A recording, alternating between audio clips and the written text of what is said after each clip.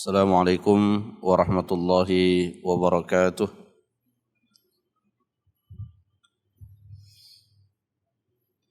Alhamdulillahi rabbil alamin. Wassalatu wassalamu ala asyrafil anbiya'i wal mursalin wa ala alihi wa ashabihi ajma'in. Asyhadu an la ilaha illallah wahdahu la syarikalah wa asyhadu anna Muhammadan abduhu wa rasuluh. Allahumma salli ala Muhammad wa ala alihi wa sahabatihi ومن صار على نهجه واهتدى بهديه واستنى بسنته إلى يوم القيامة أما بعد. معاشر المسلمين جماعة صلاة subuh rahimani wa rahimakumullah. Alhamdulillah, pada kesempatan ini kita kembali melanjutkan pelajaran kita dalam kitab Taisirul Karimur Rahman fi Tafsir Kalamil Mannan. Alhamdulillah, kita telah sampai pada surah Al-Falaq. Surah Al-Falaq adalah surah yang Allah Subhanahu wa taala turunkan sebelum Rasulullah sallallahu alaihi wasallam hijrah ke Madinah, yang biasa kita kenal dengan istilah surah Makkiyah. Surah Al-Falaq adalah salah satu dari Al-Mu'awwidhatan. Ada dua surah yang Nabi sallallahu alaihi wasallam meminta perlindungan kepada Allah dengan membaca kedua surah tersebut, yaitu suratul Falaq dan surah An-Nas. Dan seperti yang disebutkan di dalam Sahih Bukhari, bahwasanya ketika Nabi sallallahu alaihi wasallam disihir oleh orang Yahudi, maka Malaikat Jibril membacakan kepada beliau suratul Falaq dan surah An-Nas. Dan di dalam beberapa hadis Nabi, beliau sallallahu alaihi wasallam bersabda bahwa tidak ada permintaan perlindungan kepada Allah yang terbaik selain daripada membaca Al-Mu'awwidhatan, yaitu suratul Nas dan surah Al-Falaq. Dan kedua surah ini bersama dengan suratul Ikhlas termasuk yang kita diperintahkan untuk membacanya pada pagi dan petang hari. Dan suratul Falaq, suratul An-Nas dan surah Al-Ikhlas kita juga diperintahkan untuk membacanya sebelum kita tidur. Dan surah ini memiliki banyak keutamaan-keutamaan yang lain, dan tidak kalah pentingnya bahwa dengan kita membaca kedua surah ini, kita meminta kepada Allah Subhanahu wa taala agar Allah melindungi kita. Karena hal yang sangat dibutuhkan oleh manusia itu adalah perlindungan dari Allah. Karena manusia adalah makhluk yang sangat lemah, sehingga ia membutuhkan untuk dilindungi oleh Allah Subhanahu wa taala. Bismillahirrahmanirrahim. Qul a'udzu birabbil falaq. Katakanlah wahai Muhammad, Allah Subhanahu wa taala memerintahkan kepada nabinya, dan seperti yang telah kita sebutkan pada pertemuan yang sebelumnya, bahwa ketika suatu perintah ditujukan kepada Nabi, maka secara asal perintah itu juga tertuju kepada seluruh umatnya.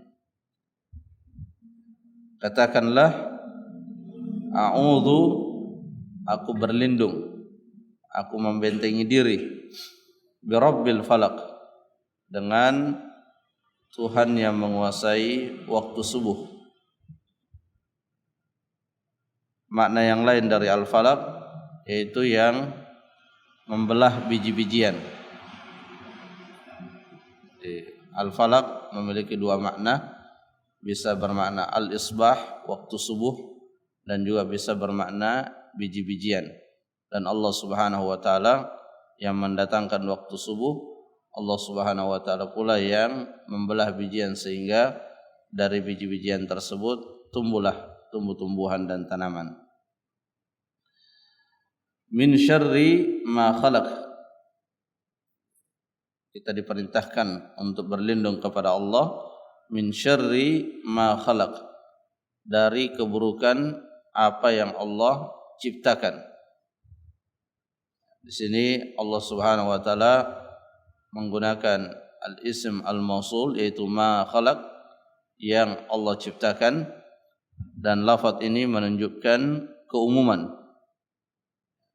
Karenanya Syekh Sa'di rahimahullah ketika menjelaskan ayat ini beliau mengatakan wa hadza yashmalu jami'a ma khalaqallah, dan ini mencakup seluruh yang diciptakan oleh Allah Subhanahu wa taala min insin wa jinnin wa haywanat, dari manusia, dari keburukan manusia, dari keburukan jin, dan dari keburukan hewan-hewan ternak dan makhluk-makhluk yang lainnya yang tidak disebutkan. Karena setiap makhluk Allah itu bisa menjadi sebab manusia mendapatkan keburukan. Maka kita minta perlindungan kepada Allah agar kita terhindar dari keburukan tersebut.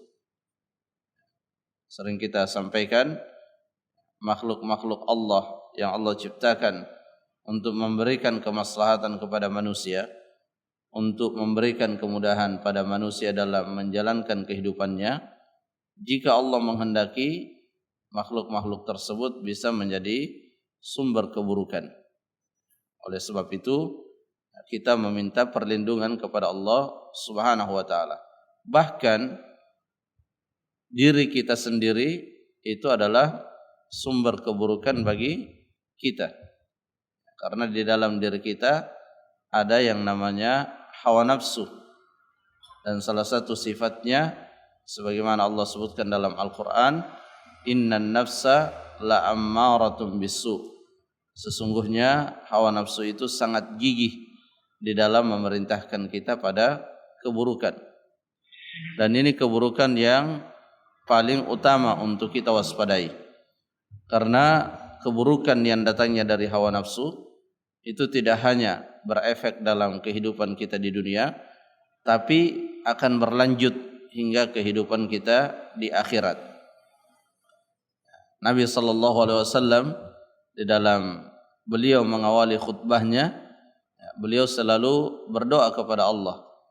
Selain memuji Allah, beliau juga berdoa kepada Allah dan meminta perlindungan kepadanya. Beliau sering mengatakan dalam mengawali khutbahnya, wa na'udzu billahi min syururi anfusina, dan kami berlindung kepada Allah dari keburukan jiwa-jiwa kami. Ya, maksudnya dari keburukan hawa nafsu kami, di mana di dalamnya atau di antara sifat daripada hawa nafsu itu adalah ammaratun bisu, sangat gigih di dalam memerintahkan keburukan. Wa min syarri ghasiqin idza waqab, dan dari keburukan kita juga meminta perlindungan kepada Allah dari keburukan ketika malam telah tiba dan ketika bulan telah menampakkan cahayanya. Apa yang Allah sebutkan di ayat ini sesungguhnya telah tercakup pada ayat yang sebelumnya, yang biasa diistilahkan dengan dzikrul khas ba'dal am, menyebutkan sesuatu yang khusus setelah sebelumnya disebutkan sesuatu yang umum.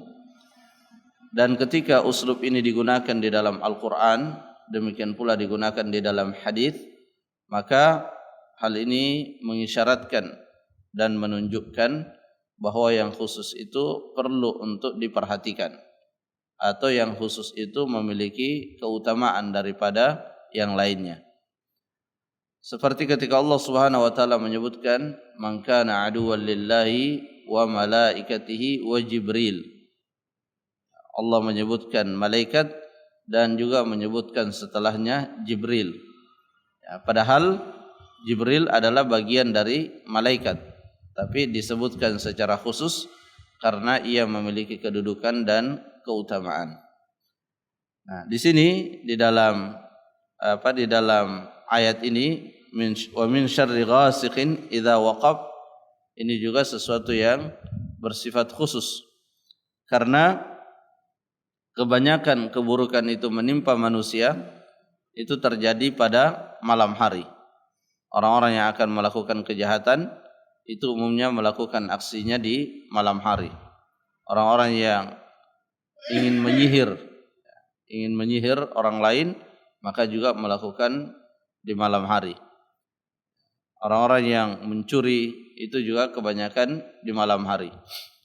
Jadi malam hari ini adalah tempat atau waktu di mana sangat rentan di dalamnya terjadi kejahatan. Perbuatan-perbuatan maksiat juga banyak terjadi di malam hari. Sehingga wajar jika kemudian kita secara khusus meminta perlindungan kepada Allah min syarri ghasiqin idza waqab. Wa min syarri naffatsati fil 'uqad, dan juga kita minta perlindungan kepada Allah dari an-naffatsat. An-naffatsat ini adalah para tukang sihir dari kalangan wanita yang mereka menjalankan pekerjaannya yaitu menyihir orang lain dengan cara meniupkan, meniup pada sesuatu yang sudah dia ikat. Al-uqad itu sesuatu yang diikat, dia tiup dan disertai dengan mengeluarkan ludahnya sedikit. Itu namanya naffatsat. Ketika mereka mau menyihir maka mereka melakukan hal tersebut. Dan ini juga terjadi pada malam hari. Ini juga biasanya terjadi pada malam hari. Jadi sihir itu sesuatu yang nyata, dalam arti benar-benar adanya. Jadi bukan sebatas sesuatu yang fiktif, tapi dia memang ada. Dan Nabi SAW sendiri pernah disihir sebagaimana dijelaskan di dalam Sahih Bukhari. Dan yang paling gandrung di dalam mempelajari sihir itu adalah orang-orang Yahudi. Orang-orang Yahudi karena mereka beranggapan, meskipun anggapan ini adalah suatu kedustaan, bahwa sihir ini adalah ajaran yang berasal dari Nabi Sulaiman. Makanya di dalam Al-Quran Allah Subhanahu wa taala membantah hal tersebut dengan mengatakan wa ma kafara Sulaiman. Sulaiman tidak kufur, Sulaiman tidak mengajarkan sihir. Yang mengajarkan sihir itu adalah syaitan. Jadi Allah Subhanahu wa taala memberikan kelebihan kepada Nabi Sulaiman itu bukan ilmu sihir, tapi itu adalah mukjizat. Hanya saja syubhat yang kerancuan yang meliputi pikiran orang-orang Yahudi menganggap bahwa itu adalah sihir, sehingga mereka mempelajarinya dengan beranggapan bahwa dia sedang mempelajari ilmu yang diwariskan oleh Nabi Sulaiman. Dan seperti itulah umumnya orang-orang yang berada di atas kebatilan, mereka selalu berusaha untuk membenarkan kebatilan yang mereka jalankan dengan alasan-alasan yang mengesankan bahwa itu sesuatu yang benar. Dan itulah yang disebut dengan syubhat. Dan sihir ini tidak akan memberikan dampak, tidak akan memberikan pengaruh kecuali atas izin Allah Subhanahu wa taala. Sehingga ketika seseorang khawatir terkena sihir, maka mintalah perlindungan kepada Allah. Jangan justru sebaliknya. Ketika takut terkena sihir, akhirnya datang kepada tukang sihir yang semisal atau datang kepada dukun. Maka ini merupakan tindakan yang menyebabkan ia mengalami kerugian di atas kerugian. Dia rugi karena telah disihir, dan dia rugi karena berusaha untuk mencari solusi dari sihir itu dengan sihir yang semisal. Allah Subhanahu wa taala melalui lisan Rasulullah telah menegaskan bahwa tidak ada penyakit yang Allah turunkan kecuali Allah telah menurunkan obatnya. Ada yang diketahui manusia dan ada yang tidak diketahui manusia. Alhamdulillah untuk sihir ini sudah diketahui obatnya, yaitu dengan dibacakan kepadanya ayat-ayat Al-Quran atau yang biasa dikenal dengan ruqyah. Wa min syarri naffatsati fil 'uqad wa min syarri hasidin idza hasad. Dan juga dari keburukan orang-orang yang hasad. Orang yang hasad itu adalah, kata Syekh Sa'di rahimahullah, huwallazi yuhibbu zawalan ni'mati anil mashud. Orang yang suka dan menghendaki kebaikan orang yang ia hasad kepadanya dihilangkan oleh Allah Subhanahu wa taala. Itu adalah tanda bahwa di dalam diri orang tersebut terdapat hasad.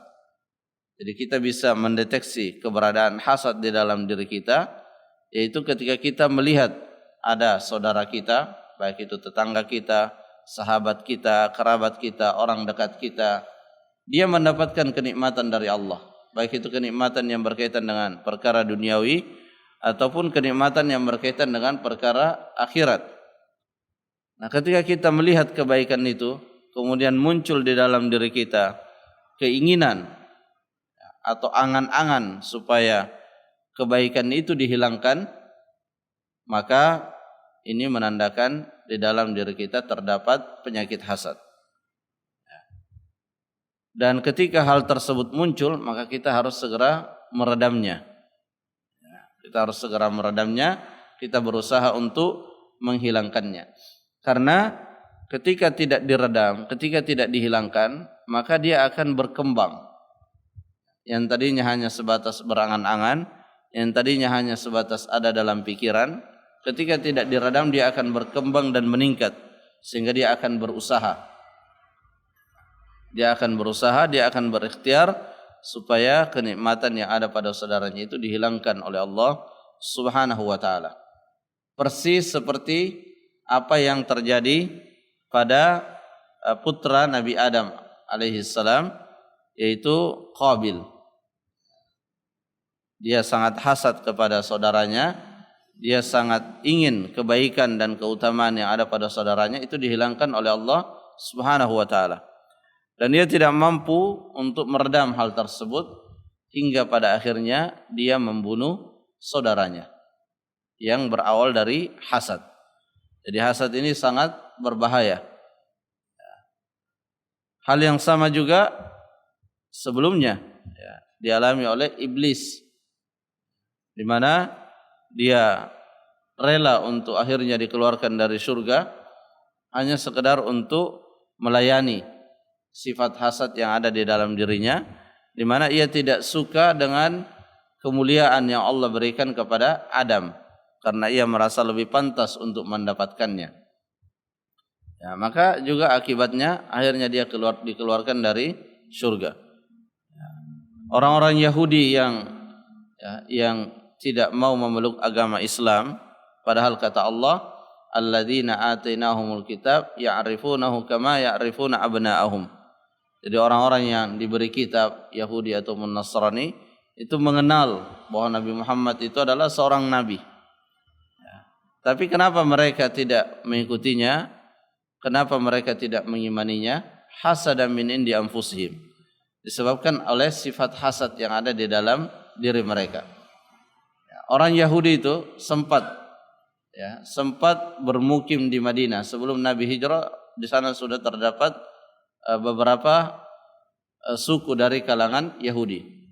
Mereka berada di sana untuk menunggu datangnya seorang nabi. Karena di dalam kitab mereka tempat datangnya nabi yang terakhir itu yang paling mirip adalah kota Madinah. Sehingga mereka berada di sana untuk menunggu. Tapi dalam keyakinan mereka yang akan nabi yang terakhir ini akan berasal dari Yahudi, bukan dari orang Arab. Tapi ternyata yang nabi yang terakhir itu adalah nabi dari orang Arab, dan ini menimbulkan kebencian di dalam hati mereka sehingga mereka enggan untuk beriman kepada Nabi Muhammad sallallahu alaihi wasallam. Dan inilah penghalang terbesar seseorang mendapatkan kebenaran kalau di dalam dirinya terdapat hasad kepada orang yang membawa kebenaran tersebut. Makanya sedikit sekali dalam sejarah orang-orang Yahudi yang masuk Islam, berbeda dengan orang-orang musyrik di mana mereka tidak beriman ya, kebanyakan karena kebodohannya. Tapi kalau orang Yahudi ini tidak beriman bukan karena kebodohannya, tapi karena sifat hasadnya. Dan ini menghalangi ya, masuknya hidayah ke dalam hati seseorang. Ya, hal yang seperti itu juga bisa terjadi pada ya, kaum muslimin. Ya, ketika memiliki sifat hasad kepada seseorang, padahal orang tersebut membawa nilai-nilai kebenaran, maka sulit Allah Subhanahu wa taala tidak akan membuka hatinya untuk bisa menerima kebenaran itu disebabkan oleh sifat hasadnya.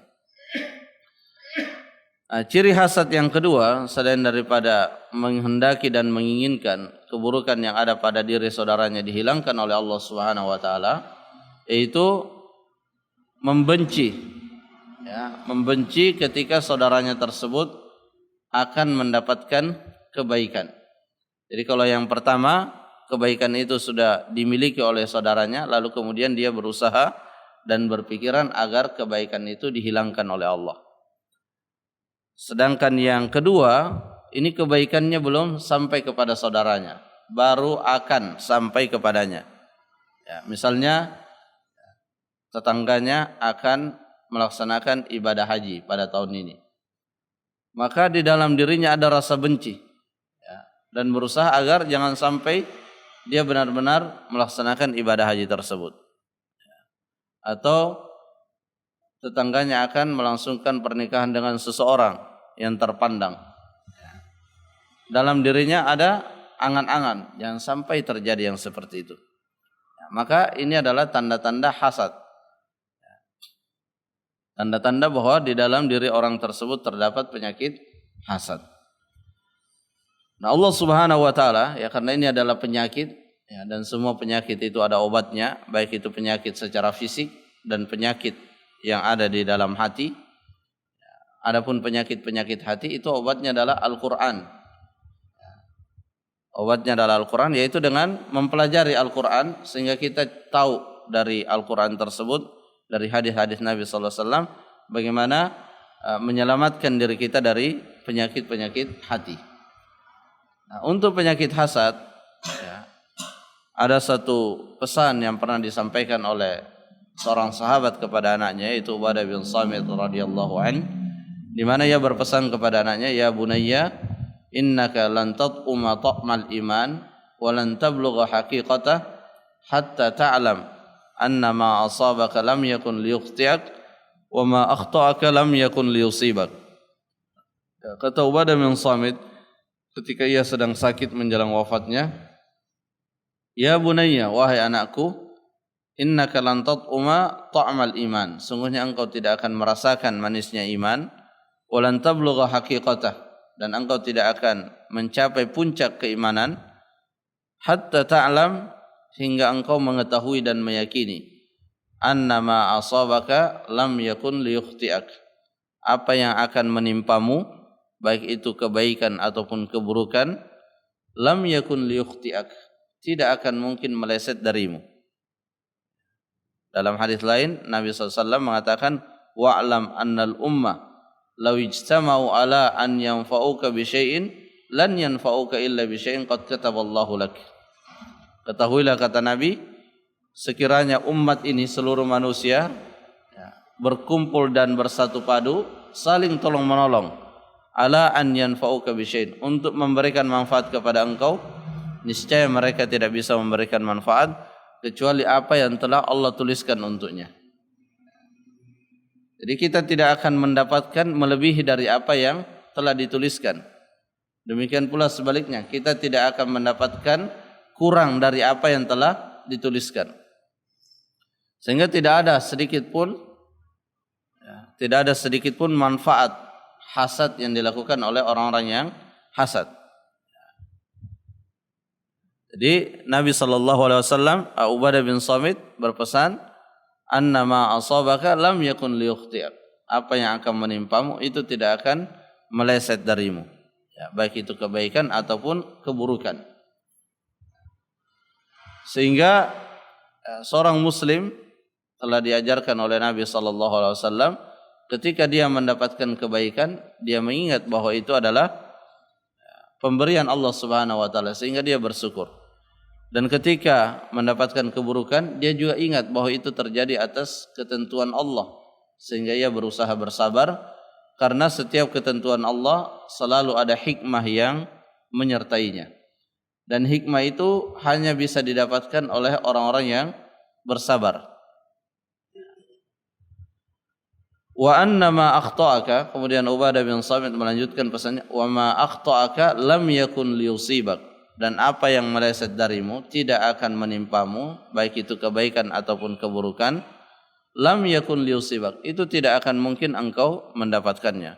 Jadi meskipun hasadnya sangat besar, tapi Allah Subhanahu wa taala telah menuliskan bahwa itu tidak akan dia dapatkan dan itu akan didapatkan oleh saudaranya, maka ketentuan Allah tidak akan berubah karena hasad yang ada di dalam diri seseorang. Jadi hasad ini menimbulkan kerugian pada yang melakukannya, pada yang memilikinya, dan sedikit pun tidak memberikan manfaat.